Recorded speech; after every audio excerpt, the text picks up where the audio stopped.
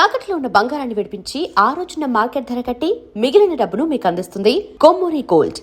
మీ career మీ brother మీకు support చేసినప్పుడు మీరు అన్నారు ఏంటి, నాకున్నాడుగా ఇండస్ట్రీలో కోట వెళ్దాము అని అంటే అక్కడ అప్సెట్ అయ్యాను అన్నారు. ఏంటి, ఏం జరిగింది అక్కడ? వచ్చావు ఏం జరుగుతుంది నాటకాల ఇలాంటి ఇంటర్వ్యూలు అదే భయం. ఏదో మరి కొన్ని అన్ఫోల్డ్ స్టోరీస్ కంటే ఫోల్డ్వే బాగుంటాయి. ఆయన ఏదైనా ఓపెన్గా చెప్పే మనిషిగా కోట గారు, కానీ కమ్యూనికేషన్ గ్యాప్. ఇప్పుడు నేనే పని మీద వచ్చాను అతనికి తెలియదు, అతను ఎందుకు చేయలేదు నాకు తెలియదు. మేము నాటకాల నుంచి ఇద్దరం వెళ్ళాం. నేను నాటక రచయితని, నా నాటకాలు బయట వాళ్ళు కూడా వేస్తారు, మా అసోసియేషనే కాకుండా. అలాగే కోట బ్యాంకు పోటీల్లో నా నాటకాలు వేసేవాడు. ఓకే, నా నాటకాలు వేసినప్పుడు అప్పుడప్పుడు మేము ఆల్రెడీ ఆడేసి ఉంటాం కాబట్టి సేమ్ అదే సెట్ చేసి రావడం వాళ్ళకి.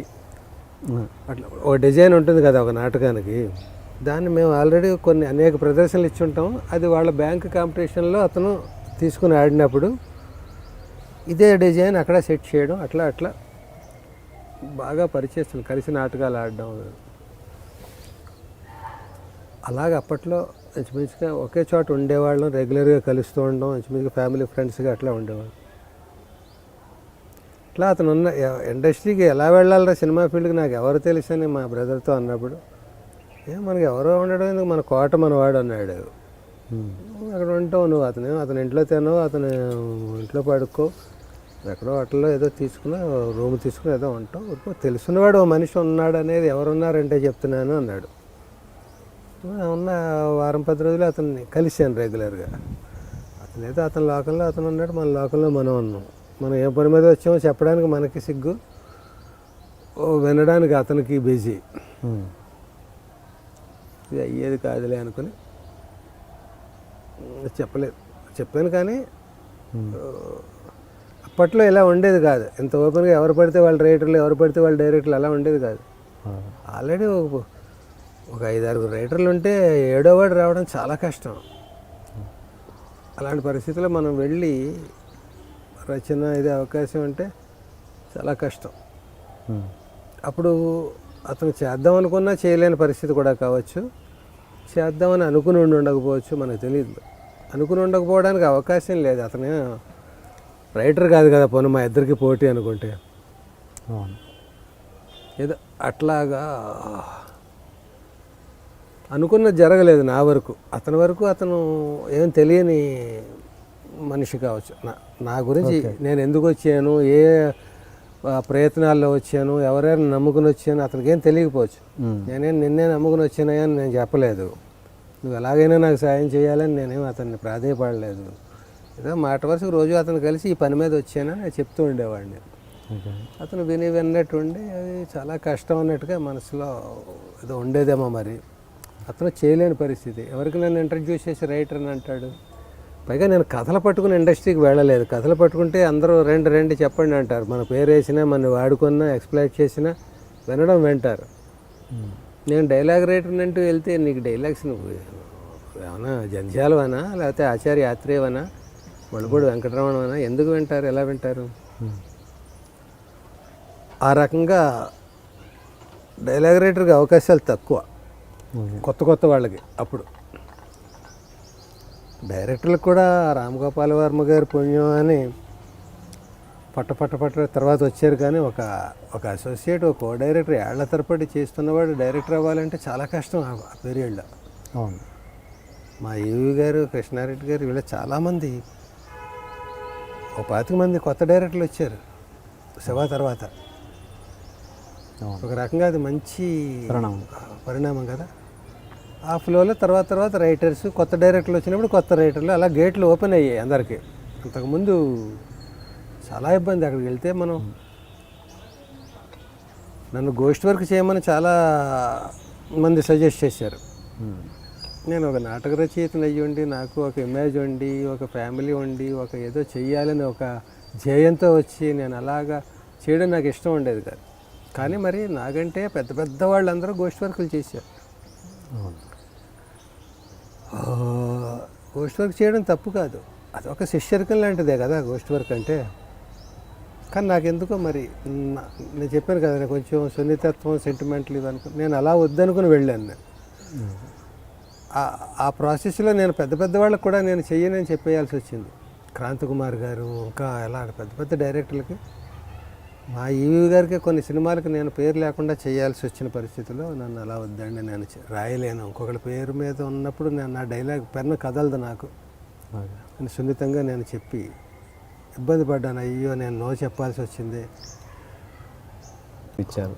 నాకు తెలిసి అప్పుడు మీ తోటి ఆర్టిస్ట్ చాలా షాక్ గురై ఉంటారు, అయి ఉంటారు. అంటే ఏంటి ఇంత ఇంపార్టెంట్ క్యారెక్టర్ ఇచ్చారు, దీనికి నేను సూట్ అయ్యేవాడిని కదా అని చాలామంది ఆర్టిస్టులు అనుకొని ఉంటారు. అప్పటికి మీ ఇమేజ్ అప్పటికి ఇంకా ఏమీ లేదు. అవును, ఆ అది ఫేస్ చేశారా మీరు? అది ఆ రోజు మనకు తెలియదు కదా ఎవరెవరు ఎలా ఫీల్ అయ్యి ఉంటారు అనేది, చెప్పరు కదా మనతోటి. మీ దాకా వచ్చి ఉంటాయిగా.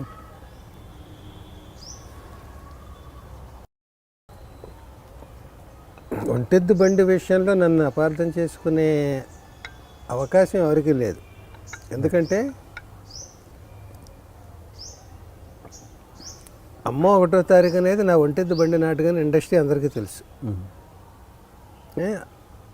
పోనీ నేను ఎవరో అపాత్ర బండి అన్నాను, దాని పేరు అమ్మ 1వ తారీఖు. నేను ఒక పాత్రకి మిస్ఫిట్, అపాత్రదానం, ఒక ఏమంటారు అది, ఒక ఆర్టిస్ట్ కానివాడి చేత ఇలాంటి గొప్ప పాత్ర వేస్తున్నారు అనుకోవడానికి లేదు. ఎందుకంటే అంతకుముందు చాలా బాగుంది, నేను చాలా డాషింగ్గా వచ్చాను. నేను అవును, ఆ డాషింగ్గా వచ్చిన తర్వాత ఇమేజ్ వేరు కదా, కంప్లీట్ కామెడీ ఇమేజ్ నుంచి ఒకటేసారి ఇంత పెద్ద క్యారెక్టర్, భుజాలు మోసే క్యారెక్టర్ కదా ఒకటేసారి. అవును అవును, అది నన్ను చూసి ఇతను చేయలేడు అనుకోవడం కంటే కూడా అరే భలే కొట్టాడే ఛాన్స్ అని అనుకుంటే ఎవరైనా అనుకోవాలి తప్ప, పైగా భలే ఛాన్స్ కొట్టాడు అనేది కొత్త వాళ్ళకి వస్తుంది కదా అట్లాగా. అవును, ఇప్పుడు ఎవరెవరు అనుకున్నారో వాళ్ళకు కూడా ఫస్ట్ అలాగే ఏదో దాంతో దూసుకొచ్చారు కదా, వాళ్ళు ఏదో బ్రాండ్ తోటి ఎంట్రీ ఇచ్చారు కదా. ఆ బ్రాండ్ తోటి నేను వచ్చినప్పుడు, కాకపోతే నాకు కామెడీ నిన్న చేశాను, ఈవేళ సెంటిమెంట్ క్యారెక్టర్ కూడా వచ్చింది అనేది నాకు డబల్ ప్రమోషన్ లాంటిది అది. పైగా దానికి కారణాలు ఉన్నాయి. ఒక కొత్త క్యారెక్టర్ అయితే అడ్వాంటేజ్ దానికి, నాలా బక్కపల్చగా ఉంటే కొంచెం సెంటిమెంట్ బాగా పండుతుంది. టాలెంట్ ఓకే, టాలెంట్ తర్వాత ముందు ఫిజిక్ ఉండాలి కదా. ఇప్పుడు ఒక దుర్యోధనుడి వేషానికి, భీముడి వేషానికి నేను ఎలా పనికిరానో, ఇంకొక బక్కపల్చటి మనిషికి, మిడిల్ క్లాస్ మనిషికి అందరూ కూడా అలా పనికిరారు కదా. సెంటిమెంట్ పలకాలి వాళ్ళ ఫేస్లో, ఇంకో ఇమేజ్ చట్టంలో వాళ్ళు ఉండిపోతే పలకకపోవచ్చు, పలికినా కూడా ఫ్రెష్నెస్ ఉండకపోవచ్చు. అదో చిన్నపాటి సినిమా అది బాగా కనెక్ట్ అవ్వాలి జనాలు.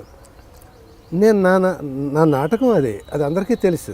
నేను ఆ పాత్ర వేసి నేను మెప్పించాను, అది ప్లస్ అవుతుందని ఆయన విజువలైజ్ చేయడం ఈవీ గారు గొప్పతనం. ఆ రకంగా ఆయన నన్ను ఇవ్వడం అనేది, పైగా ఆయన కూడా నా మీద కొత్తగా ఎవరి చేత రైటర్ని వాళ్ళని పెట్టి ఎక్స్పెరిమెంట్ చేయడం కాదు. నా నాటకం నేను సినిమా స్క్రిప్ట్గా రాసింది ఆయనకి ఇచ్చి నేను డైరెక్ట్ చేద్దాం అనుకుని రాసుకున్నానండి. మీరే నన్ను ఇంత చాలా బాగుందితో ఎంత పైకి ఎత్తారు. ఇది గతంలో ఆయన అడిగాడు కూడా, నేను చేస్తాను అది నేను చేద్దాం అనుకుని రాసుకున్నాను, డైరెక్షన్ చేద్దామని. తర్వాత చాలా బాగుంది వచ్చింది. నేను ఎక్కడ డైరెక్షన్ చేద్దాం అనుకున్నాను అక్కడ వర్కౌట్ అవ్వలేదు. ఉషాకిరణ్ కోసం తయారు చేసాం, అది అక్కడ వర్కౌట్ అవ్వలేదు. తర్వాత నేను యాక్టర్ని అయిపోయాను అనుకోకుండా, చాలా బాగుందితో. ఈ స్క్రిప్ట్ రెడీగా ఉంది నా దగ్గర. ఈవీ గారు గతంలో అడిగారు, ఇన్ని కలిసి వచ్చి నేను ఆయనకి ఇచ్చాను.